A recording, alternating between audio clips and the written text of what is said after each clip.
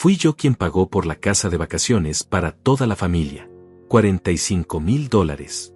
Cada centavo salió de mi cuenta, de mi trabajo, de mis manos cansadas.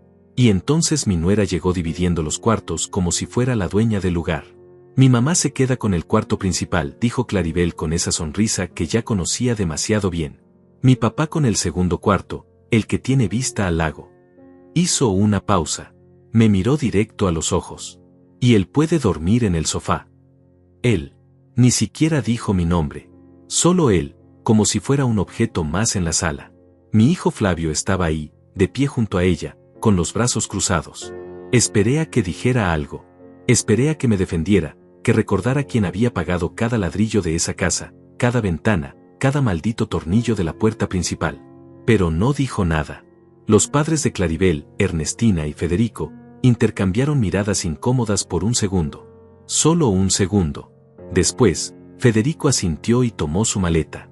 Bueno, si así lo decidieron ustedes, murmuró, subiendo las escaleras hacia el cuarto que mi nuera acababa de asignarle. Ernestina me dio una palmadita en el hombro al pasar. Una palmadita. Como si eso arreglara algo. Me quedé ahí parado en medio de la sala, con mi maleta todavía en la mano, sintiendo como el piso se hundía bajo mis pies. La casa olía a nuevo, a pintura fresca, a madera recién barnizada. Había escogido cada detalle pensando en momentos como este. Momentos en familia. Momentos de felicidad. Pero no había felicidad en ese silencio pesado que llenaba el espacio entre mi hijo y yo. Flavio, dije finalmente. Mi voz sonó más débil de lo que hubiera querido. Él suspiró. Ese suspiro cansado, como si yo fuera un problema más en su lista de pendientes. Papá, no hagas un drama de esto, respondió sin siquiera mirarme. Estaba revisando su teléfono, los dedos deslizándose sobre la pantalla con esa indiferencia que me dolía más que cualquier grito. Es solo por unos días. El sofá es cómodo. Flavio, yo pagué esta casa. Las palabras salieron antes de que pudiera detenerlas. Soné desesperado. Soné como un viejo suplicando por respeto. Claribel soltó una risita. Una risa corta, seca, que cortaba como vidrio.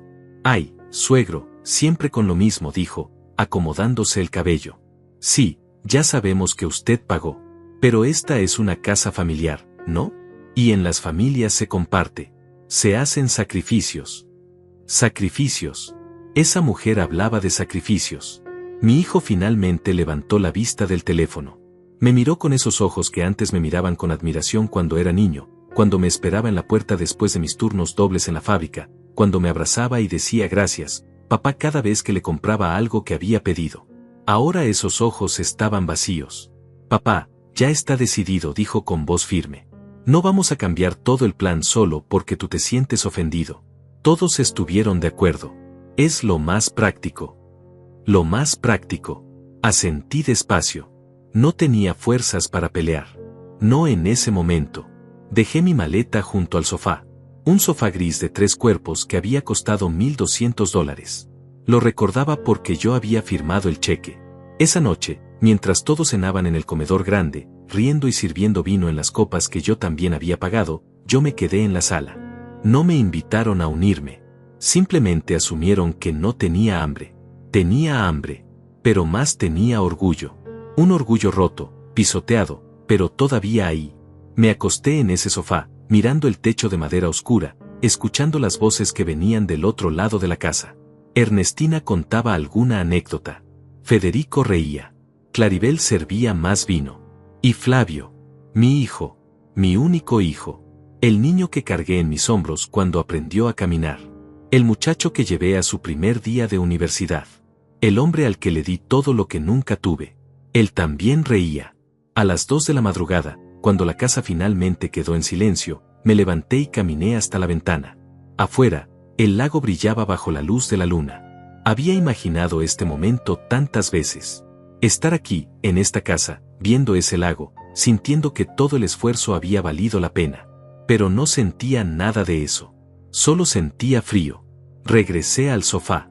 Cerré los ojos. Y por primera vez en 40 años, desde que mi esposa murió y me quedé solo criando a Flavio, sentí algo que nunca pensé que sentiría hacia mi propio hijo. Sentí desprecio. Al día siguiente, Claribel bajó a desayunar tarareando una canción. Se sirvió café en una de las tazas nuevas y me miró como si recién notara que yo seguía ahí. ¿Dormiste bien, suegro?, preguntó con esa dulzura falsa que usaba cuando había gente delante. Pero no había nadie más. Solo ella y yo. No respondí. Ella sonrió más amplio. Es que el cuarto principal es hermoso, continuó, sentándose en el sillón frente a mí. La cama es tan grande, tan cómoda. Ernestina dice que durmió como bebé. Deberías estar feliz de que tu familia esté disfrutando lo que tú construiste. Cada palabra era una bofetada. Flavio apareció minutos después, en pants deportivos y una camiseta cara. Se estiró, bostezó. Buen día, dijo sin mirarme, dirigiéndose directo a la cocina. Flavio, lo llamé. Se detuvo. No se volteó. Necesito hablar contigo. Ahora no, papá. Voy a salir a correr. Y se fue. Así de simple. Así de cruel. Claribel se levantó, dejó la taza en la mesa de centro, y antes de subir las escaleras, se inclinó cerca de mí. Aprende a estar agradecido, Isauro, susurró. O la próxima vez ni siquiera tendrás el sofá. La miré a los ojos. Esos ojos verdes, calculadores, fríos. Y algo dentro de mí se rompió. No, no se rompió. Se endureció. Porque en ese momento entendí algo con una claridad brutal. Mi hijo no iba a defenderme. Mi familia no iba a respetarme. Y si yo no hacía algo, iba a pasar el resto de mi vida durmiendo en sofás que yo mismo compré. Esa tarde, mientras todos se bañaban en el lago, saqué mi teléfono. Marqué un número que tenía guardado desde hacía meses. Buenas tardes, oficina del abogado Morales. Necesito una cita, dije con voz calmada. Es urgente. Para entender cómo llegué a ese sofá, a esa humillación, tienen que conocer la historia completa. Tienen que saber quién fui antes de convertirme en el hombre invisible de mi propia familia. Mi nombre es Isauro Velasco. Tengo 67 años. Y durante 42 de esos años, lo único que hice fue trabajar. Conocí a mi esposa Adela cuando tenía 23. Ella era cajera en un supermercado del centro, yo trabajaba en una fábrica de autopartes. Nos casamos 6 meses después de conocernos porque en ese entonces uno no perdía el tiempo. Cuando amabas, amabas. Cuando decidías construir algo, lo construías. Flavio nació 2 años después. Pesó 3 kilos 200 gramos. Tenía los ojos de su madre y mi nariz. Recuerdo que cuando lo cargué por primera vez en el hospital, hice una promesa silenciosa. Este niño nunca iba a pasar las necesidades que yo pasé. Yo crecí sin padre. Mi madre limpiaba casas para darnos de comer a mí y a mis 2 hermanas. Usaba ropa heredada, zapatos con agujeros tapados con cartón. Comía lo que sobraba. Y juré que mi hijo no conocería ese hambre, esa vergüenza. Cumplí esa promesa. Pero ahora me pregunto si ese fue mi error. Adela murió cuando Flavio tenía 9 años. Cáncer de mama. Rápido, brutal, sin piedad. En 6 meses pasamos de un diagnóstico a un funeral. Recuerdo a mi hijo llorando en la primera fila de la iglesia, aferrándose a mi brazo, preguntándome por qué Dios se había llevado a su mamá. No tuve respuesta entonces. Tampoco la tengo ahora. Me quedé solo con un niño de 9 años, una hipoteca y 2 trabajos. Trabajaba en la fábrica de 6 de la mañana a 2 de la tarde.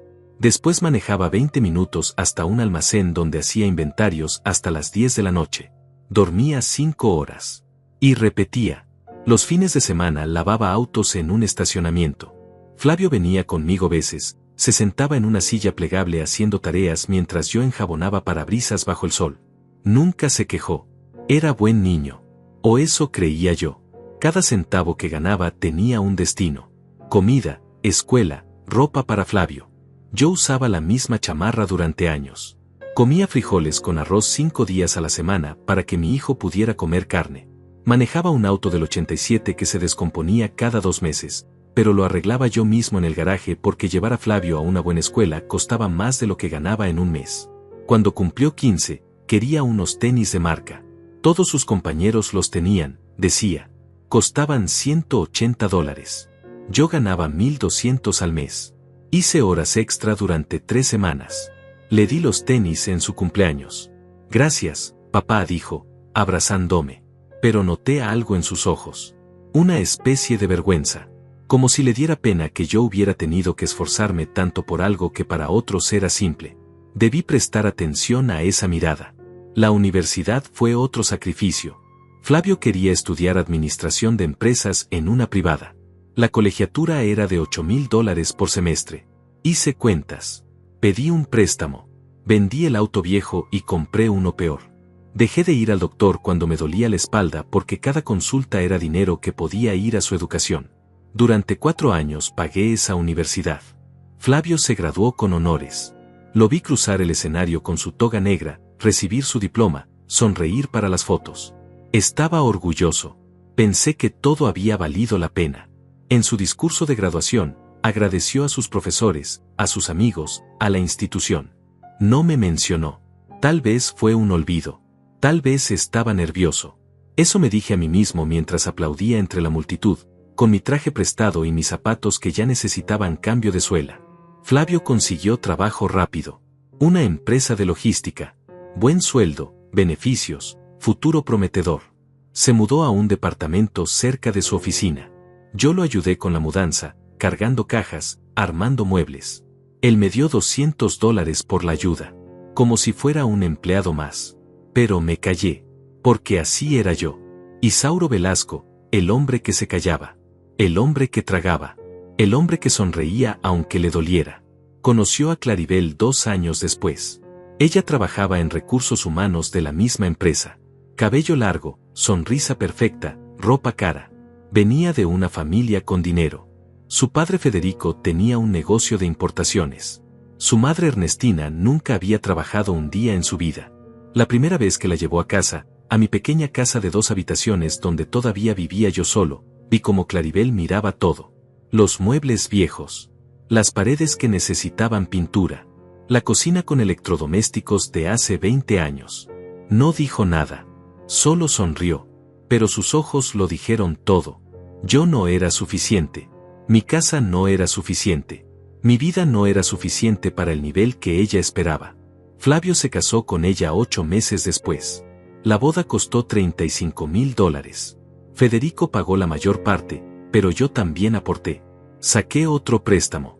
$5,000 para que mi hijo tuviera una boda digna de su nueva familia política. En la boda, me sentaron en la mesa 7, lejos del templete principal, junto a primos lejanos de Claribel que no conocía. Los padres de ella estaban en la mesa 1, junto a los novios. Aplaudí cuando dijeron sus votos. Sonreí en las fotos. Bailé una pieza con una tía de Claribel que me pisó 3 veces. Y me fui temprano porque nadie notó cuando me levanté de la mesa. Los primeros años de matrimonio fueron tranquilos. Flavio subió rápido en la empresa. Claribel dejó de trabajar para enfocarse en construir su hogar, según dijo. Se mudaron a una casa más grande.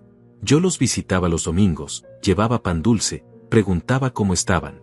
Las visitas fueron haciéndose más cortas, más incómodas. Claribel siempre tenía algo que hacer. Flavio siempre estaba cansado. Papá, mejor nos vemos otro día, ¿sí? Decía mi hijo, despidiéndome en la puerta después de 20 minutos. Dejé de visitarlos cada domingo. Pasé a cada 15 días. Después una vez al mes. Después solo en cumpleaños y Navidad. Y aún así, sentía que estorbaba. Hace 3 años, decidí hacer algo grande. Algo que demostrara que todavía era importante, que todavía podía aportar. Había ahorrado durante años. Pequeñas cantidades que guardaba en una cuenta que Flavio no conocía. Para emergencias, me decía. Para algo especial. Junté $45,000. Y compré la casa de vacaciones. Una cabaña hermosa junto al lago, a 2 horas de la ciudad. 3 habitaciones, 2 baños, cocina grande, sala con chimenea, vista increíble. Pensé que sería nuestro lugar. Donde la familia se reuniría. Donde haríamos memorias. Donde mi hijo finalmente me vería de nuevo. Le mostré las fotos a Flavio. Él apenas las miró. Está bien, papá, dijo sin levantar la vista de su computadora. Pero ¿para qué compraste algo tan grande? Tú vives solo. Es para la familia, respondí. Para que vengan, para que pasen tiempo juntos. Claribel entró a la habitación en ese momento. ¡Ay, suegro, qué lindo!, dijo con esa voz que ya empezaba a reconocer como falsa. Aunque hubiera sido bueno que consultaras antes. Uno no compra propiedades así como así. Consultar. Como si necesitara permiso para gastar mi propio dinero. Bueno, Ya está comprada, dije, tratando de sonar firme. Podemos ir el próximo fin de semana largo. Todos juntos. Flavio suspiró. Voy a estar ocupado, papá. Tengo un proyecto importante en la oficina. No fuimos ese fin de semana. Ni el siguiente. Ni el siguiente. La casa estuvo vacía durante meses. Hasta hace 2 semanas, cuando Claribel tuvo una idea. Deberíamos usar la casa de tu papá para las vacaciones de verano, le dijo a Flavio durante una cena. Yo estaba ahí, sentado en la punta de la mesa, comiendo en silencio como siempre. Podemos invitar a mis papás. Sería lindo que toda la familia pasara tiempo junta. Toda la familia. Pero cuando decía eso, sus ojos no me incluían. Y así fue como terminamos aquí. En la casa que yo pagué.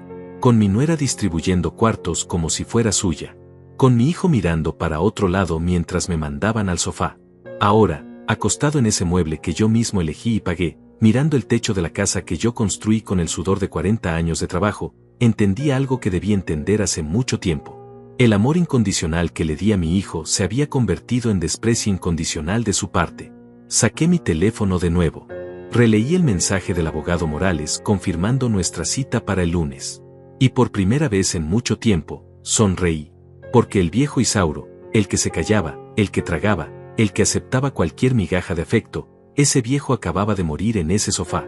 El que quedaba era otro hombre. Uno que ya no tenía nada que perder. Los primeros 3 días en esa casa fueron una clase magistral de humillación silenciosa. No fue un solo golpe devastador, sino cientos de pequeños cortes que sangraban despacio, casi imperceptibles para quien no estaba prestando atención. Pero yo estaba prestando atención. Por primera vez en años, estaba mirando todo con absoluta claridad. La mañana del segundo día, desperté temprano en ese sofá con un dolor en el cuello que me recordó que tengo 67 años y una columna que ya no perdona malas posturas. Escuché movimiento en el piso superior. Pasos suaves, el crujir de las tablas de madera. Eran las 6:30 de la mañana. Me levanté, doblé la manta que había usado como cobija y la dejé perfectamente acomodada en el respaldo del sofá, como si quisiera borrar cualquier evidencia de que había dormido ahí, como si quisiera mantener la ilusión de que todo estaba bien. Fui a la cocina y preparé café. Café para todos, como siempre había hecho. Puse la cafetera grande, saqué las tazas nuevas del gabinete, corté fruta fresca que había comprado el día anterior en el pueblo. Preparé todo como si fuera el anfitrión de mi propia casa, porque eso era lo que siempre había sido, un hombre que servía, que daba, que preparaba el escenario para que otros disfrutaran. Federico fue el primero en bajar. Se veía descansado, con el cabello húmedo de la ducha, usando una bata cara que probablemente costaba más que mi ropa de todo un mes. Me miró con algo que podría haber sido lástima o incomodidad, nunca supe distinguir bien entre las dos. Buenos días, Isauro, dijo, sirviéndose café en una de las tazas que yo había dispuesto. ¿Dormiste bien, supongo? Supongo. Como si no fuera obvio que había pasado la noche en un sofá mientras él disfrutaba de una cama king size con sábanas de 500 hilos que yo había comprado pensando en el confort de mi familia. Bien, gracias, respondí, porque eso era lo que se esperaba de mí, que mintiera, que sonriera, que hiciera como si nada estuviera mal. Ernestina bajó media hora después, seguida de Claribel. Las dos venían riendo por algo, algún chiste privado que habían compartido en el cuarto principal, en mi cuarto, el que yo había imaginado para mí cuando firmé los papeles de compra. Claribel se sirvió café sin siquiera mirarme, como si yo fuera parte del mobiliario, un electrodoméstico más en esa cocina que olía a madera de pino y a café recién hecho. Mamá y yo estábamos pensando que podríamos ir al pueblo hoy, dijo Claribel, untando mermelada en una tostada que yo había preparado. Hay unas tienditas de artesanías que se ven lindas en internet. Podríamos comprar algunas cosas para decorar nuestras casas.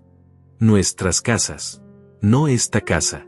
No la casa que yo compré con el dinero que gané limpiando parabrisas los fines de semana, trabajando turnos dobles, comiendo arroz con frijoles para ahorrar cada centavo posible.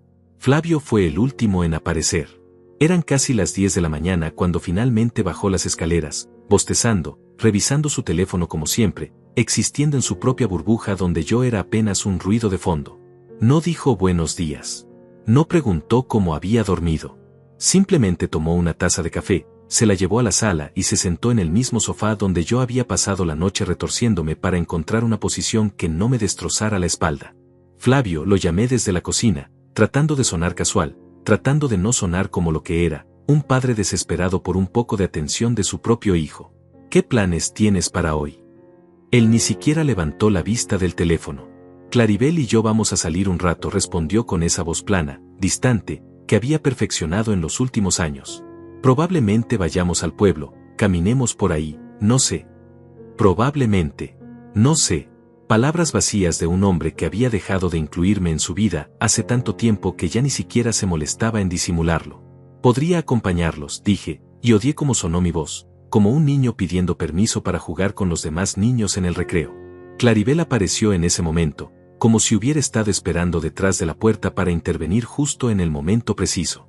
«Ay, suegro, es que vamos a caminar mucho y con el sol que hace, no quisiéramos que se cansara», dijo con esa preocupación tan falsa que dolía más que si me hubiera dicho directamente que no me querían ahí. «Mejor quédese aquí descansando, disfrute de la casa, de la tranquilidad. Para eso compró este lugar, ¿no? Para descansar». Y ahí estaba de nuevo, esa habilidad que tenía para torcer todo, para hacer que mis propias decisiones, mis propios sacrificios, sonaran como si hubieran sido solo para mí, como si yo fuera un viejo egoísta que había comprado una casa de vacaciones para su propio placer solitario y ahora tenía que aguantar que su familia la usara. Se fueron todos juntos una hora después. Los vi desde la ventana de la sala mientras subían a la camioneta nueva de Flavio, esa camioneta de $45,000 que él había comprado el año pasado mientras yo seguía manejando mi auto del 2005 con el aire acondicionado descompuesto y un ruido en el motor que nunca había tenido dinero para arreglar. Los vi reír mientras acomodaban sus cosas, mientras Federico decía algo gracioso que hizo que todos soltaran carcajadas, mientras Claribel ajustaba sus lentes de sol caros y Ernestina revisaba su bolso de diseñador. Y yo estaba adentro, solo, en mi propia casa, mirando por la ventana como un fantasma que observa la vida pasar sin poder tocarla. La camioneta arrancó y desapareció por el camino de tierra que llevaba a la carretera principal. El silencio que dejaron atrás era tan denso que podía sentirlo presionando contra mi pecho. Me senté en el sofá, ese maldito sofá que se estaba convirtiendo en el símbolo de todo lo que había perdido, de todo lo que había permitido que me quitaran sin protestar. Fue en ese silencio absoluto, en esa soledad pesada como plomo, cuando empecé a notar cosas que antes había ignorado. Pequeños detalles que mi cerebro había registrado, pero que mi corazón se había negado a procesar porque procesar eso significaba aceptar una verdad que no quería aceptar. Me levanté y caminé por la casa. Realmente caminé, no solo pasé de un cuarto a otro, sino que observé, que miré con ojos nuevos, con ojos que ya no estaban nublados por la esperanza ingenua de que mi familia me amaba como yo los amaba a ellos. En el cuarto principal, el que Ernestina ocupaba, vi que había dejado varias de sus cosas regadas por todos lados. Cremas carísimas en el tocador, ropa tirada sobre la silla, zapatos en medio del cuarto. Como si ya se sintiera dueña del espacio. Como si esa habitación le perteneciera por derecho y no por la generosidad de un viejo tonto que había trabajado 40 años para poder comprar un lugar donde su familia pudiera descansar. En el segundo cuarto, el de Federico, encontré su laptop abierta sobre la cama. No la toqué, pero vi que tenía abiertas varias pestañas sobre inversiones inmobiliarias, sobre propiedades junto al lago, sobre precios de renta de casas vacacionales. Mi estómago se contrajo. ¿Estaba investigando cuánto podría rentar esta casa? ¿Estaba calculando el valor de algo que ni siquiera era suyo? Pero fue en el tercer cuarto, el que ocupaban Flavio y Claribel, donde encontré algo que hizo que todo cambiara. Sobre la mesa de noche había un cuaderno abierto. La letra era de Claribel, esa caligrafía perfecta que probablemente había practicado en colegios privados mientras yo trabajaba doble turno para que mi hijo pudiera ir a una escuela pública decente. No debí leerlo. Lo sé, pero lo hice. Y me alegro de haberlo hecho, porque lo que encontré ahí me abrió los ojos de una forma que nada más podría haberlo hecho. Convencer a F de que la casa debería estar a nombre de ambos. Papá dice que propiedades así aumentan de valor rápido en esta zona. Si la casa está solo a nombre del viejo, no podemos hacer nada con ella. Necesitamos que nos la traspase o al menos que ponga a F como copropietario. Estrategia: hacerlo sentir culpable por no incluirnos en decisiones familiares. Leí esas líneas 3 veces. 4. 5. Cada palabra era una puñalada, pero una puñalada limpia, quirúrgica, que cortaba la niebla de autoengaño en la que había estado viviendo. Cerré el cuaderno exactamente como lo había encontrado. Salí del cuarto sin hacer ruido, como si alguien pudiera estar observándome, aunque sabía que estaba completamente solo. Bajé las escaleras despacio, aferrándome al barandal porque mis piernas temblaban de una forma que no tenía nada que ver con la edad y todo que ver con la traición. Me serví un vaso de agua en la cocina. Mis manos temblaban tanto que derramé un poco sobre el mostrador de granito que había elegido personalmente, pensando en cuánto le gustaría a Flavio tener una cocina así algún día, pensando en todas las comidas familiares que prepararíamos juntos aquí. Me senté en uno de los bancos altos junto a la barra de la cocina y dejé que todo se asentara. El plan de Claribel. Las búsquedas de Federico sobre rentar propiedades. La indiferencia de Flavio. Todo formaba un cuadro que yo me había negado ver porque ver significaba aceptar que mi hijo, el niño que cargué en hombros, el muchacho al que le pagué la universidad trabajando hasta que me dolían los huesos, ese hombre ya no me amaba. Tal vez nunca me había amado. Tal vez solo había amado lo que yo podía darle. Pasé el resto de esa tarde sentado en la terraza trasera de la casa, mirando el lago sin realmente verlo. El sol pegaba fuerte contra mi rostro pero no me moví, no busqué sombra, no hice nada más que quedarme ahí como una estatua de sal, procesando lo que había leído en ese cuaderno, dejando que las palabras de Claribel se grabaran en mi cerebro como hierro caliente sobre piel. Estrategia. Esa palabra seguía resonando en mi cabeza. Ella había usado la palabra estrategia para referirse a cómo manipularme. Como si yo fuera un problema empresarial que resolver, un obstáculo que sortear, una pieza en un tablero de ajedrez que había que mover con cuidado hasta ponerla donde ellos querían. Escuché la camioneta regresar alrededor de las 7 de la tarde. Las voces llegaron antes que ellos, risas y conversaciones animadas sobre las cosas que habían comprado en el pueblo, sobre el restaurante donde habían almorzado, sobre lo pintoresco que era todo. Entraron a la casa cargando bolsas, muchas bolsas, de esas tiendas de artesanías caras donde venden cosas inútiles a precios inflados para turistas que no saben distinguir entre arte verdadero y producción en masa disfrazada de hecho a mano.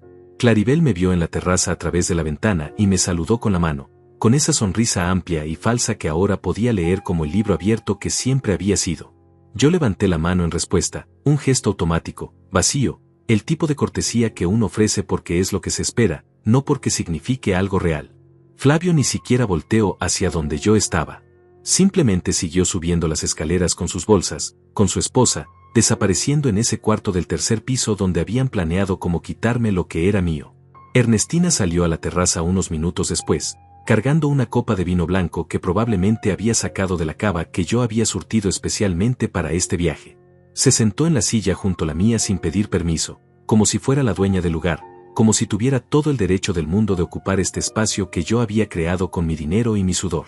«Qué bonito está el atardecer aquí», dijo, tomando un sorbo de su vino, mirando hacia el lago con esa expresión de satisfacción de alguien que está disfrutando de algo que no le costó absolutamente nada conseguir. «Hiciste una excelente compra con esta propiedad, Isauro. De verdad que sí. Es un lugar hermoso para que la familia se reúna». La familia. Esa palabra otra vez. Esa palabra que estaban usando como escudo, como justificación, como si el simple hecho de ser familia les diera derecho a todo lo mío, a mi casa, a mi dinero, a mi dignidad. Gracias, fue todo lo que dije, porque no confiaba en mi voz para decir más sin quebrarse, sin revelar todo lo que estaba sintiendo, todo lo que estaba descubriendo sobre estas personas que supuestamente me querían. «Sabes», continuó Ernestina, acomodándose en la silla, cruzando las piernas con esa elegancia estudiada de las mujeres que nunca han tenido que trabajar duro por nada, «Federico y yo estábamos comentando que sería bueno que pensaras en el futuro de esta propiedad. Ya sabes, a tu edad, uno tiene que empezar a planear estas cosas. Asegurarse de que todo esté en orden para cuando ya no estés. Cuando ya no estés». No dijo si algo te pasa. No dijo en muchos años. Dijo cuando ya no estés, como si mi muerte fuera un hecho inminente del que había que ocuparse, como si yo fuera un problema administrativo pendiente de resolver.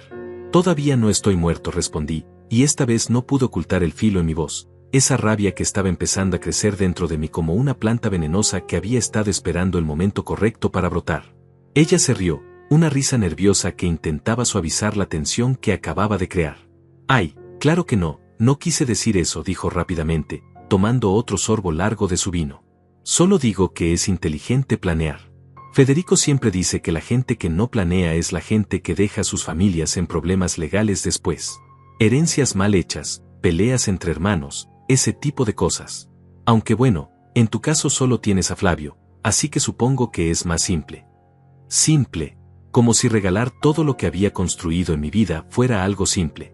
Como si entregarle a mi hijo una propiedad que había comprado con décadas de sacrificio fuera tan fácil como firmar un papel y olvidarme del asunto. Ya lo pensaré, dije, levantándome de la silla porque no podía seguir sentado al lado de esta mujer sin decirle exactamente lo que pensaba de ella y de su familia parásita. Con permiso. Entré a la casa y fui directamente al baño del primer piso, el único espacio donde podía estar solo sin que pareciera sospechoso. Me encerré, abrí el grifo del lavabo para disimular cualquier sonido, y me quedé ahí parado mirándome en el espejo. El hombre que me devolvía la mirada era viejo. Más viejo de lo que recordaba. Tenía arrugas profundas alrededor de los ojos, canas en las cejas, manchas de edad en las manos que se aferraban al borde del lavabo. Pero lo que más me impactó fue la expresión en mis ojos. Había derrota ahí, cansancio, resignación, y algo más. Algo nuevo que no había visto antes en mi propio reflejo. Había rabia. La cena de esa noche fue un teatro absurdo donde todos actuábamos nuestros papeles asignados. Federico asó carne en la parrilla del patio, usando los utensilios caros que yo había comprado, el carbón que yo había traído, la carne que yo había pagado. Ernestina preparó una ensalada en mi cocina con verduras de mi refrigerador. Claribel puso la mesa con mis platos nuevos, mis cubiertos de acero inoxidable, mis servilletas de tela. Y yo me senté en la punta de la mesa, en mi propia casa, sintiéndome como un invitado que había llegado sin avisar y al que toleraban por cortesía. Flavio habló durante toda la cena sobre un proyecto nuevo en su trabajo, sobre cómo estaba considerando pedir un ascenso, sobre sus planes para comprar una casa más grande el próximo año. Hablaba con animación, con ese entusiasmo que rara vez mostraba cuando estaba conmigo, dirigiéndose principalmente a Federico, buscando la aprobación de su suegro de una forma que nunca había buscado la mía. Estaba pensando, dijo Claribel en algún momento entre el plato principal y el postre, que sería lindo si pudiéramos venir aquí más seguido. Tal vez una vez al mes. Convertirlo en una tradición familiar. Una tradición familiar. En mi casa. Usando mis cosas. Durmiendo en mis camas mientras yo ocupaba el sofá. Eso sería hermoso, respondió Ernestina inmediatamente, como si ya estuvieran planeando el calendario completo del próximo año. Nosotros también podríamos venir, ¿verdad, Federico? Los fines de semana largos por lo menos. Federico asintió mientras cortaba su carne, masticaba, tragaba. Habría que ver el tema de las llaves, dijo de forma casual, como si estuviera comentando sobre el clima. Para que no tengamos que estar coordinando con Isauro cada vez que queramos venir. Él podría darnos copias, ¿no? Total, es una casa familiar. Todos me miraron entonces. Esperando que dijera que sí, que por supuesto, que para eso había comprado esta casa, para que ellos vinieran cuando quisieran, usaran lo que quisieran, se sintieran dueños de lo que yo había pagado. Lo pensaré, dije por segunda vez ese día, y vi el destello de irritación que cruzó el rostro de Claribel, tan rápido que alguien que no estuviera prestando atención se lo habría perdido. Pero yo estaba prestando atención. A todo. Esa noche, cuando todos se retiraron a sus habitaciones, yo me quedé en la sala otra vez, acostado en ese sofá que se estaba convirtiendo en mi cama permanente. Pero esta vez no intenté dormir. En lugar de eso, saqué mi teléfono y empecé a investigar. Busqué información sobre derechos de propiedad, sobre herencias, sobre cómo proteger bienes de familiares que intentan apropiarse de ellos. Leí artículos sobre manipulación familiar, sobre hijos adultos que ven a sus padres como cajeros automáticos, sobre nueras que se casan por interés y convierten a sus esposos contra sus propias familias. Cada artículo que leía era como mirarme en un espejo. Cada caso que describían era mi caso. Cada advertencia que daban era una advertencia que yo había ignorado durante años porque quería creer que mi familia era diferente, que mi hijo me amaba por lo que yo era y no solo por lo que yo podía darle. A las 3 de la madrugada encontré el número de teléfono del abogado Morales. Lo había guardado hace meses, cuando un compañero de trabajo me había recomendado consultarlo por un asunto de testamento que nunca llegué a concretar porque la idea de planear mi muerte me deprimía demasiado. Ahora ya no me deprimía. Ahora me parecía urgente, necesario, la única forma de asegurarme de que todo lo que había construido no terminara en manos de personas que no lo valoraban, que solo veían dólares donde yo había puesto amor. Marqué el número. Obviamente a esa hora solo llegué al buzón de voz. El lunes por la mañana salí de la casa antes de que cualquiera de ellos despertara. Eran las 6 cuando me subí a mi auto viejo, ese vehículo del 2005 con el asiento del conductor gastado y el aire acondicionado que solo funcionaba cuando quería. Manejé las 2 horas de regreso a la ciudad con las ventanas abiertas porque el calor ya empezaba a apretar, escuchando el ruido del motor que necesitaba mantenimiento desde hacía meses pero que nunca había arreglado porque ese dinero siempre había tenido un destino mejor, siempre había algo más importante en que gastarlo, siempre había alguna necesidad de Flavio que atender. Llegué a la oficina del abogado Morales a las 8:30 de la mañana. Estaba ubicada en un edificio viejo del centro, tercer piso, sin elevador. Subí las escaleras despacio porque mis rodillas protestaban con cada escalón, aferrándome al barandal de metal que estaba tibio por el sol que entraba por las ventanas polvorientas del edificio. La recepcionista era una mujer de unos 50 años con lentes de lectura colgando de una cadena dorada alrededor del cuello. Me sonrió cuando entré, una sonrisa genuina que me tomó por sorpresa después de días de sonrisas falsas y miradas que me atravesaban como si yo fuera transparente. «Buenos días, señor Velasco», dijo, revisando una agenda sobre su escritorio. «El licenciado Morales lo está esperando. Puede pasar por esa puerta». La oficina de Morales era pequeña pero ordenada, con estantes llenos de libros de leyes y carpetas etiquetadas prolijamente. Él era un hombre de unos 60 años, calvo, con bigote gris y una expresión seria pero no fría. Me ofreció la mano cuando entré y su apretón fue firme, el tipo de apretón de manos de alguien que ha pasado décadas tratando con gente en problemas y ha aprendido a transmitir confianza desde el primer contacto. «Señor Velasco, siéntese por favor», dijo, señalando una silla de cuero frente a su escritorio. Por teléfono me mencionó que tenía una situación urgente que requería asesoría legal. «Cuénteme con calma qué está pasando». Y entonces hice algo que no había hecho en años. Hablé de verdad, sin filtros, sin tratar de proteger la imagen de mi hijo, sin minimizar lo que estaba pasando para hacerlo sonar menos terrible de lo que era. Le conté sobre la casa de vacaciones, sobre cómo había ahorrado durante años para comprarla, sobre cómo pensé que sería un lugar para unir a la familia. Le conté sobre la humillación del sofá, sobre el cuaderno de Claribel, sobre las insinuaciones de Ernestina respecto a planear mi muerte como si fuera un trámite pendiente. Le conté sobre los 42 años de trabajo, sobre la universidad que pagué, sobre los sacrificios que hice pensando que estaba construyendo una relación sólida con mi hijo, solo para descubrir que lo único que construí fue dependencia de un lado y desprecio del otro. Morales me escuchó sin interrumpir, tomando notas ocasionales en una libreta amarilla, asintiendo de vez en cuando con esa expresión que tienen los abogados cuando están escuchando una historia que probablemente ya han escuchado 1000 veces antes en diferentes versiones. Cuando terminé de hablar, él se reclinó en su silla y juntó las manos sobre el escritorio. «Señor Velasco, lamentablemente lo que usted me cuenta es más común de lo que la gente piensa», dijo con voz pausada, eligiendo sus palabras con cuidado. «Padres que trabajan toda su vida para darles lo mejor a sus hijos, solo para descubrir que sus hijos los ven como recursos a explotar en lugar de personas a quienes respetar. La ley protege la propiedad privada, y afortunadamente usted todavía está en una posición donde puede proteger sus bienes antes de que sea demasiado tarde». Sacó una carpeta de uno de sus cajones y la abrió sobre el escritorio. «Primero necesito que me diga exactamente a nombre de quién está la propiedad de la casa de vacaciones. ¿Solo suyo? ¿Está su hijo como copropietario? ¿Hay algún tipo de fideicomiso o documento legal que involucre a otras personas?» «Está solo a mi nombre», respondí, sintiendo un pequeño alivio al decir esas palabras en voz alta. Cuando la compré, el vendedor me preguntó si quería agregar a alguien más al título de propiedad, pero yo dije que no. Pensé que podría hacerlo después si quería, pero de momento quería que estuviera solo a mi nombre. Morales asintió con aprobación. «Esa fue una decisión muy inteligente, aunque haya sido por accidente o intuición», dijo, escribiendo algo en su libreta. «Si hubiera puesto a su hijo como copropietario, ahora estaríamos en una situación mucho más complicada. Pero dado que la casa está exclusivamente a su nombre, usted tiene control total sobre ella. Puede decidir quién entra, quién se queda, y puede sacar a quien usted quiera sin necesidad de justificación legal». Me explicó entonces sobre los derechos de propiedad privada, sobre cómo el hecho de que yo fuera el único dueño me daba autoridad absoluta sobre esa casa. Me habló sobre testamentos, sobre cómo podía redactar uno que específicamente excluyera a personas que quisiera excluir, sobre cómo podía poner condiciones para cualquier herencia futura.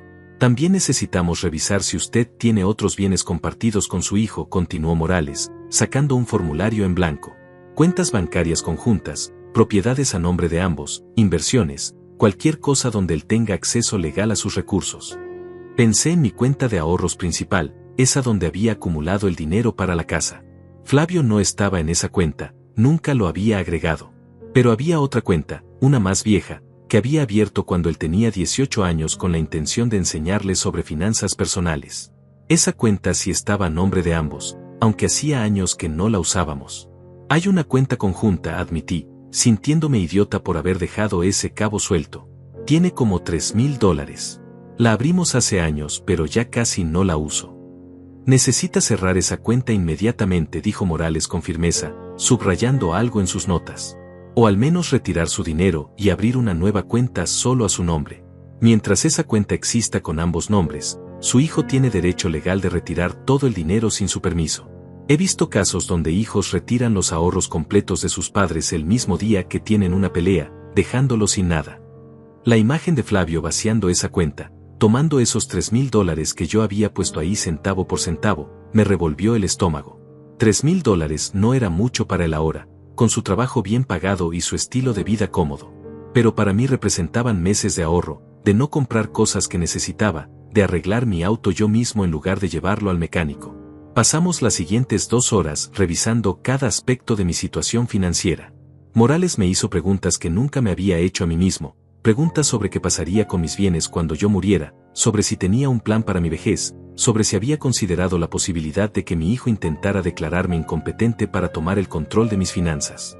Esa última parte me heló la sangre. La idea de que Flavio pudiera llegar al punto de intentar declararme mentalmente incapaz solo para quedarse con mi dinero me pareció demasiado cruel, demasiado calculado, demasiado malvado incluso para él. Pero Morales me aseguró que había visto casos así, que hijos desesperados por heredar antes de tiempo habían llegado a extremos increíbles, incluyendo intentar que sus padres fueran declarados incompetentes con la ayuda de doctores corruptos o evaluaciones psicológicas manipuladas. No digo que su hijo vaya a hacer eso, aclaró Morales, viendo probablemente la expresión de horror en mi rostro. Pero digo que necesita protegerse. Necesita poner sus documentos en orden, tener un testamento claro, designar un poder notarial a alguien de confianza que no sea su hijo, básicamente crear una estructura legal que haga imposible que alguien tome ventaja de usted. Me entregó una lista de documentos que necesitaba reunir para nuestra próxima cita. Escrituras de la casa de vacaciones, estados de cuenta bancarios, pólizas de seguro, cualquier documento que probara que bienes tenía a mi nombre. También me dio el nombre de un contador de su confianza que podía ayudarme a revisar si había alguna irregularidad en mis finanzas que yo no hubiera notado. Y respecto a la situación inmediata en la casa de vacaciones, dijo Morales mientras yo guardaba todos los papeles que me había dado en una carpeta manila que olía a nuevo, usted tiene todo el derecho de pedirles que se vayan. Es su propiedad privada. No necesita dar explicaciones ni justificaciones. Puede simplemente decirles que necesita que desocupen la casa y ellos están legalmente obligados a irse. Salí de esa oficina con la carpeta bajo el brazo y una claridad mental que no había tenido en años. El plan estaba tomando forma. No iba a ser ruidoso ni dramático. No iba a involucrar gritos ni peleas. Iba a ser frío, legal, irrefutable. Iba a ser justicia silenciosa. Antes de regresar a la casa del lago, hice otra parada. Fui al banco donde tenía la cuenta conjunta con Flavio. La ejecutiva que me atendió era joven, tal vez de la edad de mi hijo, y me miró con esa mezcla de pena y profesionalismo cuando le expliqué que quería cerrar la cuenta y transferir todo el dinero a una cuenta nueva solo a mi nombre. ¿Está seguro, señor Velasco?, preguntó, tecleando en su computadora. Esta cuenta tiene más de 20 años de antigüedad. Una vez que la cierre, no podrá recuperar el historial. Estoy completamente seguro, respondí, firmando los formularios que me presentó. Regresé a la casa del lago ese mismo lunes por la tarde, alrededor de las 6. El viaje de vuelta fue diferente al de la mañana. Esta vez no iba con el peso de la incertidumbre aplastándome el pecho, no iba como un hombre derrotado que huye para lamerse las heridas en privado. Iba con un propósito claro, con documentos legales en mi carpeta, con números de teléfono de abogados y contadores, con un plan que había empezado a tomar forma en esa oficina del tercer piso donde un hombre calvo con bigote gris me había enseñado que todavía tenía poder, que todavía tenía control sobre mi propia vida. Cuando llegué, encontré la casa en plena actividad. La camioneta de Flavio estaba estacionada en el camino de entrada junto al auto de Federico. Podía escuchar música saliendo de la terraza trasera, risas, el sonido de vasos chocando en un brindis. Me quedé sentado en mi auto por un momento, mirando esa escena a través del parabrisas sucio, observando las luces cálidas que salían de las ventanas de mi casa, escuchando la alegría de gente que celebraba en un espacio que yo había creado pero del cual me habían excluido sistemáticamente. Cuando entré por la puerta principal, nadie vino a saludarme. Nadie preguntó dónde había estado todo el día, si había comido, si estaba bien. Simplemente continué siendo invisible, un fantasma que habitaba los márgenes de su celebración. Dejé mi carpeta con los documentos del abogado en el closet del recibidor, escondida detrás de unos abrigos que había traído por si acaso hacía frío por las noches, aunque estábamos en pleno verano y el frío era lo último que uno esperaba en este lugar. Salí a la terraza donde estaban todos reunidos. Claribel había preparado una tabla de quesos que probablemente había comprado con mi dinero en alguna de sus excursiones al pueblo. Ernestina estaba sentada en una de las sillas de mimbre que yo había elegido pensando en tardes tranquilas leyendo un libro, pero ahora ella ocupaba ese espacio bebiendo vino rosado de una copa que sostenía con esos dedos llenos de anillos caros que nunca habían conocido un día de trabajo duro.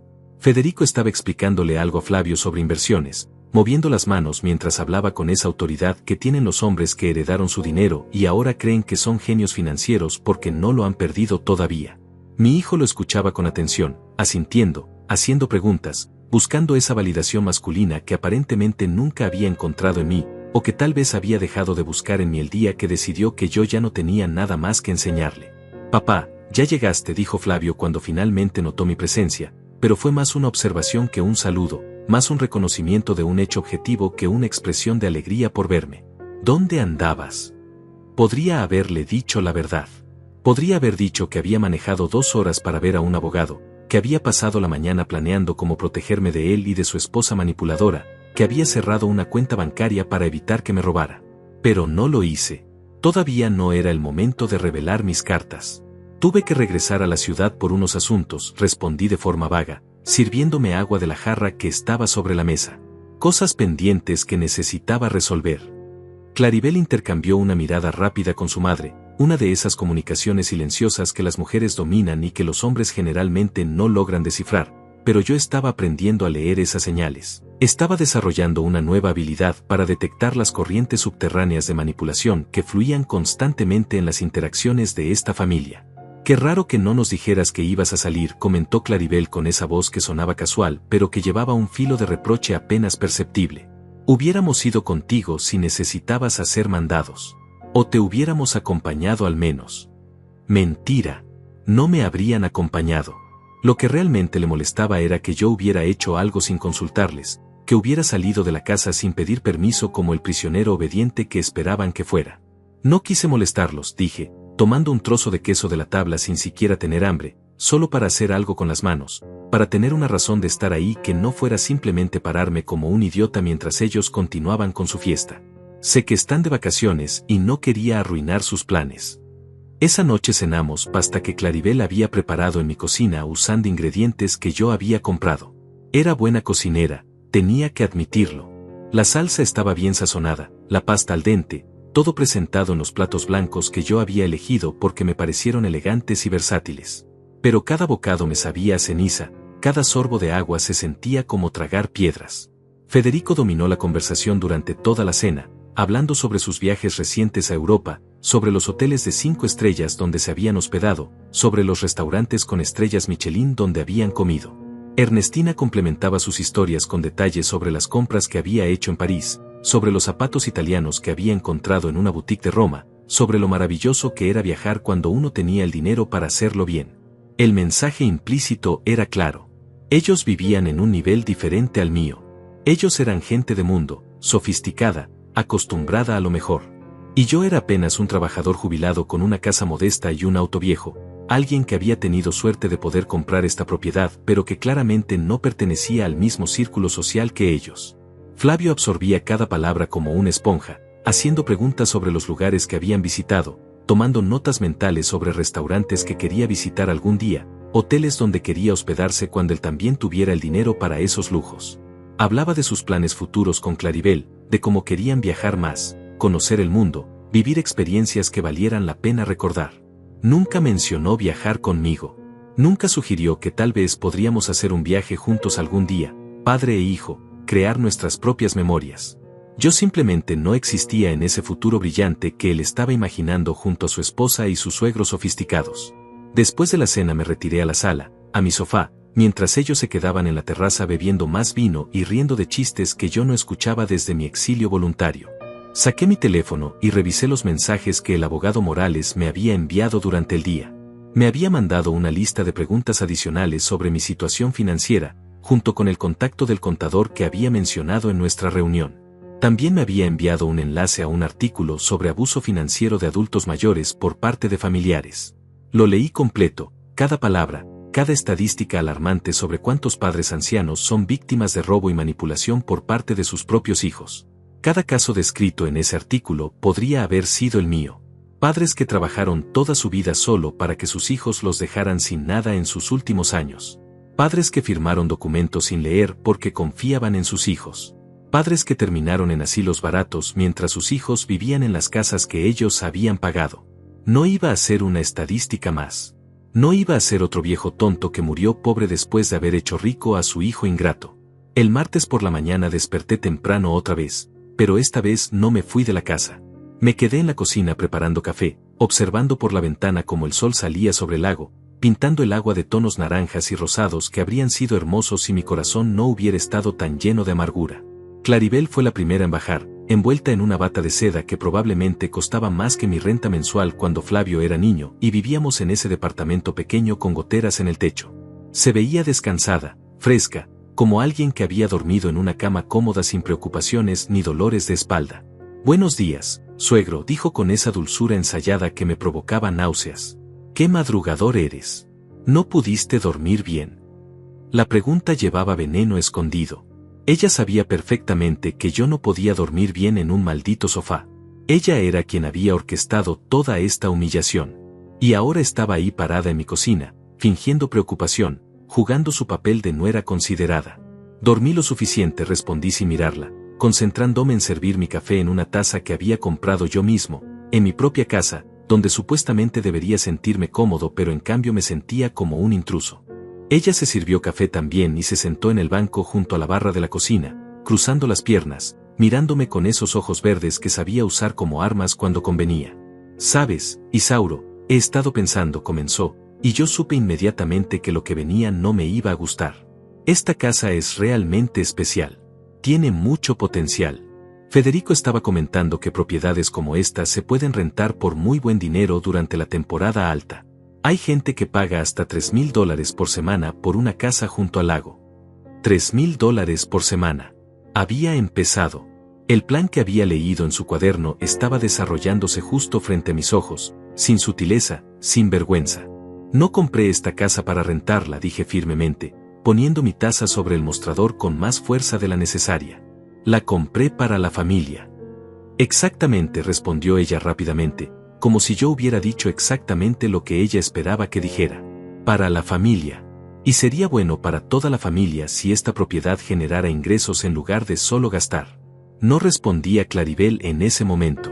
Simplemente tomé mi café, subí a darme una ducha en el baño compartido del primer piso donde había dejado mis cosas de aseo acomodadas en una esquina pequeña del gabinete mientras los demás ocupaban los baños completos de las habitaciones principales, y me preparé mentalmente para lo que iba a hacer. Ese miércoles por la mañana los reuní a todos en la sala. Eran las 10 cuando bajaron finalmente, todavía en pijamas caros y batas de diseñador, con esa expresión de gente que no tiene preocupaciones reales en la vida porque siempre hay alguien más resolviendo sus problemas, pagando sus cuentas, facilitándoles la existencia. Flavio fue el último en aparecer, bostezando, revisando su teléfono como siempre, probablemente contestando correos del trabajo o revisando sus redes sociales donde seguramente había estado publicando fotos de esta casa hermosa junto al lago, presumiendo una vida que parecía perfecta desde afuera pero que estaba podrida por dentro. «¿Qué pasa, papá?», preguntó con ese tono ligeramente irritado de alguien a quien han interrumpido en algo importante, aunque lo único importante que estaba haciendo era perder tiempo en su teléfono. «Dijiste que necesitabas hablar con todos». Me paré frente a ellos. Los 5 sentados en los sillones que yo había comprado, en la sala que yo había diseñado, bebiendo café que yo había preparado, en la casa que llevaba mi nombre en la escritura y solo mi nombre. Los miré uno por uno. Federico con su expresión de superioridad apenas disimulada. Ernestina con esa sonrisa condescendiente que nunca abandonaba su rostro. Claribel con los brazos cruzados, ya a la defensiva aunque todavía no había dicho nada. Y Flavio, mi hijo, mirándome con impaciencia, esperando que terminara rápido para poder volver a su vida donde yo era apenas un inconveniente ocasional. Necesito que todos empaquen sus cosas y desocupen la casa hoy mismo, dije con voz calmada, sin gritar, sin dramatismo, solo exponiendo un hecho simple de la forma más directa posible. El silencio que siguió fue absoluto. Podía escuchar el reloj de pared que había comprado en una tienda de antigüedades, el tic-tac constante que de repente sonaba ensordecedor en medio de ese silencio donde 5 personas procesaban lo que acababa de decir. Claribel fue la primera en reaccionar, soltando una risa nerviosa que intentaba sonar como si yo hubiera hecho una broma de mal gusto. «Ay, suegro, no entiendo. ¿Desocupar? Pero si apenas llevamos una semana aquí. Pensé que íbamos a quedarnos 2 semanas completas», dijo, mirando a Flavio en busca de apoyo, esperando que él interviniera y arreglara esta situación incómoda como siempre hacía cuando yo intentaba poner límites. «Esta es mi casa», continué, manteniendo mi voz firme aunque por dentro sentía que el corazón me latía tan fuerte que todos debían poder escucharlo.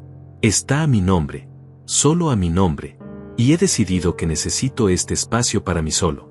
Así que les pido, con todo respeto, que empaquen y se vayan antes del mediodía».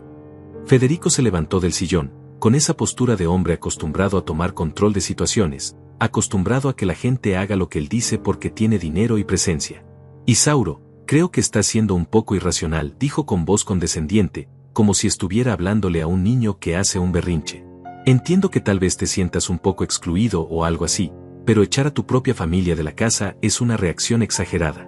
Podemos conversar esto como adultos, encontrar una solución que funcione para todos. Una solución que funcione para todos». Eso significaba una solución donde yo seguía durmiendo en el sofá mientras ellos ocupaban los mejores cuartos. Una solución donde yo seguía siendo invisible mientras ellos disfrutaban de mi propiedad.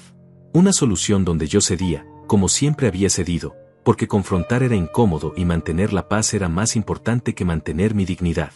«No es una discusión», dije, sacando de mi bolsillo los documentos que había traído de la oficina del abogado Morales. «Aquí está la escritura de la propiedad. Como pueden ver, solo aparece mi nombre. No hay copropietarios. No hay ningún acuerdo legal que les dé derecho a estar aquí. Están en mi casa porque yo los invité, y ahora estoy retirando esa invitación». Le extendí los papeles a Flavio. Él los tomó con manos que temblaban ligeramente, sus ojos recorriendo las líneas impresas, buscando alguna trampa, algún error, algo que pudiera usar en su favor. Pero no había nada. Todo estaba perfectamente claro y legal. Claribel se levantó de golpe, su rostro transformándose de la dulzura falsa a algo mucho más real, mucho más feo. «Esto es ridículo», dijo con voz alta, ya sin molestarse en esconder su verdadera naturaleza. «¿Nos vas a echar así nada más? ¿Después de que pasamos una semana entera aquí? ¿Después de todo lo que hemos hecho por ti?». Esa última frase casi me hace reír. Todo lo que habían hecho por mí. Me preguntaba qué exactamente creía ella que habían hecho por mí además de ignorarme, humillarme y planear cómo quedarse con mi propiedad. «¿Qué han hecho por mí exactamente, Claribel?», pregunté, y esta vez dejé que un poco de mi rabia filtrara en mi voz. «¿Mandarme a dormir en el sofá de mi propia casa? ¿Planear cómo convencer a mi hijo de que me quite esta propiedad? Sí, leí tu cuaderno. Vi tus notas sobre estrategias para manipularme». Su rostro palideció. Flavio la miró confundido, sin entender de qué estaba hablando, pero ella sabía perfectamente a qué me refería. «Tú entraste a mi habitación», dijo acusadoramente, como si yo fuera el villano de esta historia por haber descubierto su plan. «Violaste mi privacidad». «Tú estás en mi casa», respondí fríamente. «No tienes privacidad aquí. Y definitivamente no tienes derecho a planear cómo robarme mientras finges ser parte de mi familia». Ernestina intervino entonces, usando ese tono maternal que seguramente funcionaba con otra gente pero que conmigo ya no tenía ningún efecto. «Isauro, por favor, cálmate. Estás malinterpretando las cosas». Claribel solo estaba pensando en el futuro de la familia, en cómo maximizar los recursos para el bien de todos. No hay nada malo en eso. El bien de todos. Como si mi bienestar contara como parte de ese todos. Como si mis años de trabajo, mis sacrificios, mi dinero, fueran recursos comunales que ellos tenían derecho a administrar como quisieran. Flavio finalmente habló, y su voz sonaba diferente, menos segura, casi asustada. «Papá, esto es un malentendido. Claribel nunca quiso robarte nada. Solo estábamos hablando de posibilidades futuras, de planificación familiar. Eso es todo». Lo miré a los ojos, a esos ojos que una vez me miraron con amor cuando era niño, cuando yo era su héroe, cuando cargar con él en mis hombros era el mejor momento de mi semana. Flavio, durante una semana me dejaste dormir en un sofá en la casa que yo pagué. No dijiste nada cuando tu esposa le dio los mejores cuartos a sus padres y me trató como un estorbo. No me defendiste ni una sola vez. Y ahora me pides que crea que esto es un malentendido. Ya no soy tan ingenuo, hijo. Ya aprendí a ver las cosas como son. Se hizo otro silencio, pero este era diferente. Este era el silencio de gente que sabe que ha perdido, que ha sido descubierta, que ya no puede seguir fingiendo. Federico tomó a Ernestina del brazo. Vámonos, dijo con dignidad herida. No vamos a quedarnos donde claramente no somos bienvenidos. Isauro, lamento que veas las cosas de esta manera. Solo esperábamos pasar tiempo de calidad en familia. No respondí. Solo los observé mientras subían las escaleras para empacar sus cosas. Los observé empacar sus maletas desde la ventana de la sala, viendo cómo cargaban todas las bolsas de compras del pueblo, toda la ropa cara, todos los objetos que habían traído para disfrutar de unas vacaciones en una casa que nunca les perteneció. Federico metió sus cosas en el auto con movimientos bruscos, claramente molesto pero manteniendo esa compostura de hombre que cree estar por encima de los conflictos vulgares. Ernestina subió al vehículo sin mirarme, con la barbilla en alto como si ella fuera la ofendida, como si yo hubiera cometido algún crimen imperdonable al pedirles que salieran de mi propiedad. Claribel fue diferente. Antes de subir a la camioneta de Flavio, se acercó a donde yo estaba parado en el porche, sus ojos verdes llenos de una rabia que ya no intentaba esconder detrás de sonrisas falsas y palabras dulces. Esto no se va a quedar así, Isauro, me dijo con voz baja pero llena de veneno. Flavio es tu único hijo, tu única familia. ¿De verdad crees que puedes vivir el resto de tu vida solo, sin nadie que te cuide cuando seas viejo y enfermo? Porque eso es lo que va a pasar. Vas a terminar solo en algún asilo barato, sin visitas, sin nadie que se preocupe por ti, y entonces vas a recordar este día y te vas a arrepentir. Sus palabras estaban diseñadas para herirme, para hacerme dudar, para plantar esa semilla de miedo que tienen todos los padres ancianos de terminar abandonados y olvidados.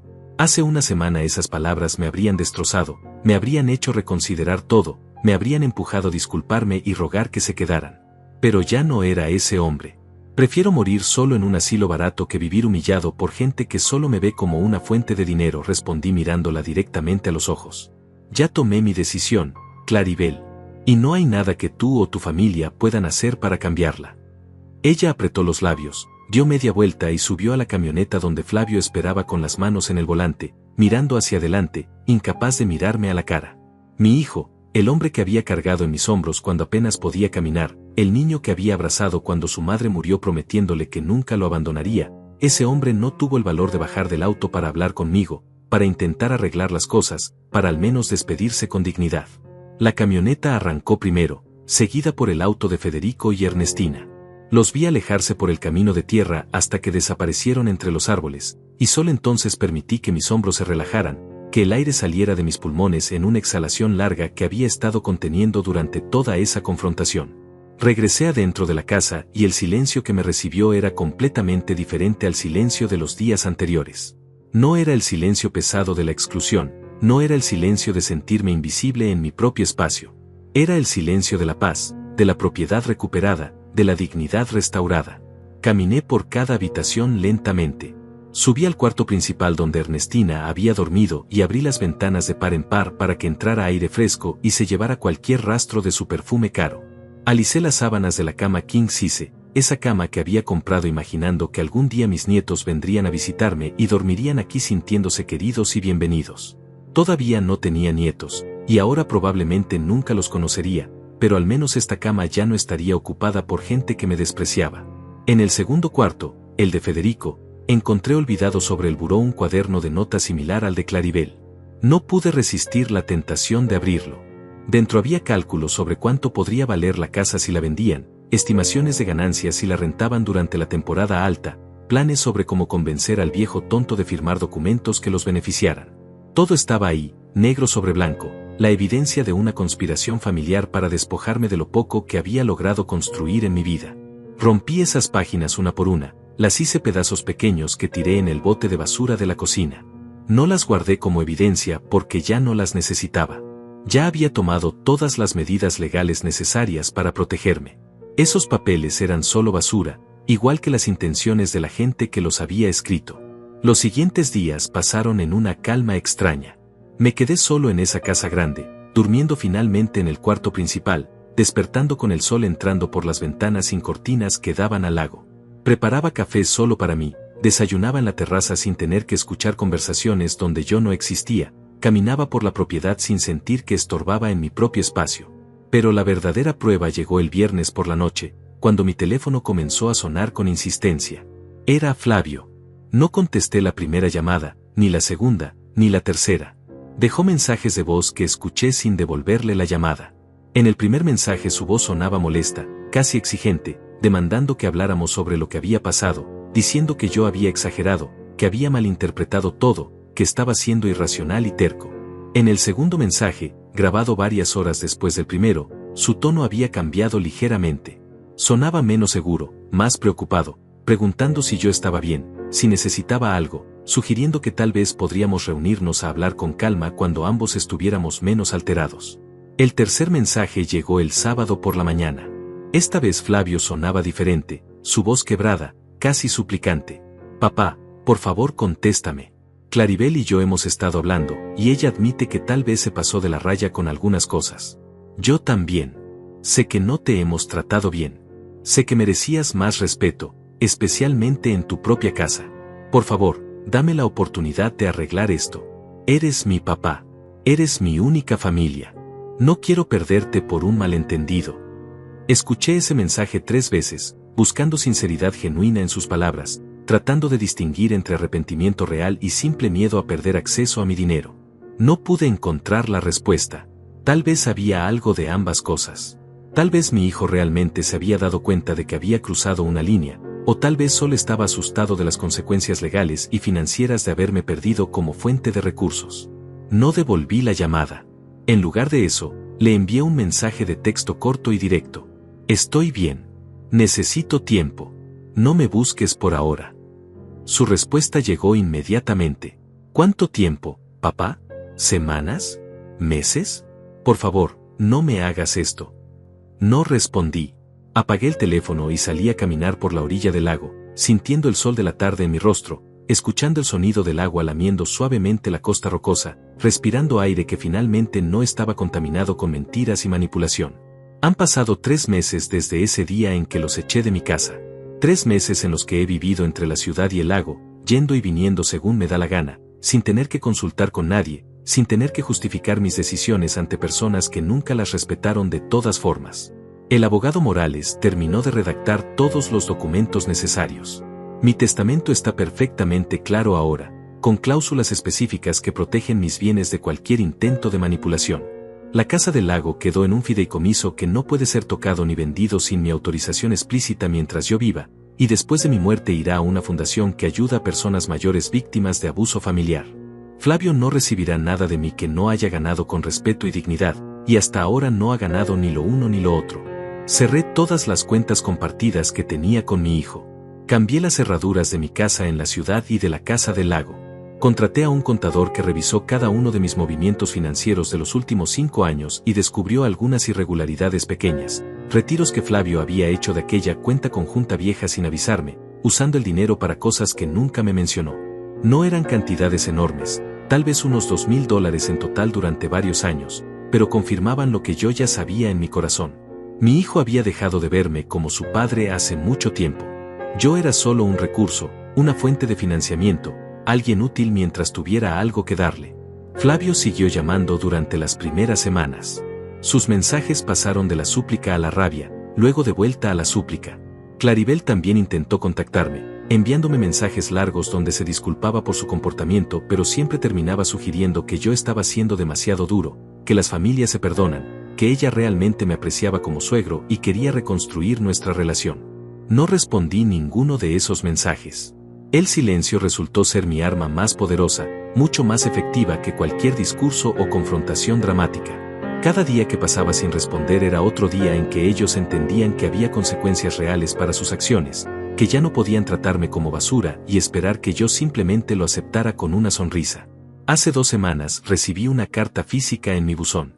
Era de Flavio, escrita a mano en papel que reconocí como el mismo tipo que yo la había comprado cuando entró a la universidad, papel caro de buena calidad que él siempre usaba para cosas importantes. La carta era larga, varias páginas donde mi hijo finalmente admitía cosas que nunca había admitido antes. Reconocía que me había tratado mal, que había permitido que Claribel me faltara al respeto, que había estado tan enfocado en impresionar a su familia política que había olvidado todo lo que yo había hecho por él durante su vida. Pedía perdón, no solo por la situación de la casa sino por años de indiferencia, por todas las veces que me hizo sentir invisible, por priorizar a todos menos a mí. Terminaba la carta preguntando si podíamos vernos, tomar un café, intentar reconstruir algo de lo que se había roto entre nosotros. Leí esa carta muchas veces. Busqué señales de manipulación entre las líneas, intenté detectar si era genuina o simplemente otra estrategia para recuperar acceso a mi dinero. Honestamente, todavía no estoy seguro. Tal vez mi hijo realmente se arrepiente. Tal vez finalmente entendió lo que perdió. O tal vez solo está asustado de quedarse sin herencia. No he respondido la carta todavía. La tengo sobre la mesa de la sala de mi casa del lago, donde paso la mayor parte de mis días ahora. La miro cada mañana mientras tomo mi café, preguntándome si algún día estaré listo para responder, si algún día podré perdonar, si algún día confiaré en él nuevamente. Esta mañana desperté temprano, como siempre. Preparé café solo para mí en mi cocina silenciosa. Salí a la terraza y me senté en la misma silla donde Ernestina se había sentado aquella tarde hace 3 meses, cuando me habló de planear mi muerte como si fuera un trámite bancario. El lago estaba tranquilo, reflejando el cielo rosa del amanecer. Un par de patos nadaban cerca de la orilla. Todo estaba en paz, en perfecto silencio, y por primera vez en años ese silencio no me dolía. No era el silencio de la exclusión, sino el silencio de la libertad. Tomé mi teléfono y miré la última foto que tenía guardada de Flavio. Era de hace 5 años, en su graduación universitaria, cuando todavía había esperanza en sus ojos cuando me miraba, cuando todavía yo creía que todo mi sacrificio había valido la pena. Guardé el teléfono sin borrar la foto. Tal vez algún día volvamos a hablarnos. Tal vez algún día él demuestre con acciones y no solo con palabras que realmente lamenta lo que hizo. Tal vez algún día yo pueda perdonarlo sin sentir que estoy traicionándome a mí mismo. Pero hoy no es ese día. Hoy simplemente me quedé sentado en mi terraza, en mi casa, la que pagué con 40 años de trabajo honesto, bebiendo mi café mientras el sol terminaba de salir sobre el lago. No tenía que compartir este momento con nadie que no me respetara. No tenía que sonreír cuando me dolía. No tenía que fingir que todo estaba bien cuando claramente no lo estaba. Había aprendido algo fundamental en estos meses de soledad. Aprendí que estar solo no es lo mismo que estar abandonado. Aprendí que el silencio puede ser respuesta suficiente cuando las palabras ya no sirven de nada. Aprendí que a veces el amor incondicional que damos como padres se convierte en la prisión que nos destruye, y que está bien poner límites incluso con los hijos que criamos. Aprendí que la dignidad no se negocia, ni siquiera por amor familiar. El sol terminó de salir completamente, iluminando toda la casa con luz dorada. Terminé mi café. Me levanté de la silla y entré a la cocina para prepararme el desayuno. Solo para mí. En mi casa. Donde finalmente, después de 67 años de vivir para otros, había aprendido a vivir para mí mismo. Y eso, descubrí, no necesitaba explicación ni disculpas. Silencio también es respuesta. Y a veces es la respuesta más poderosa de todas.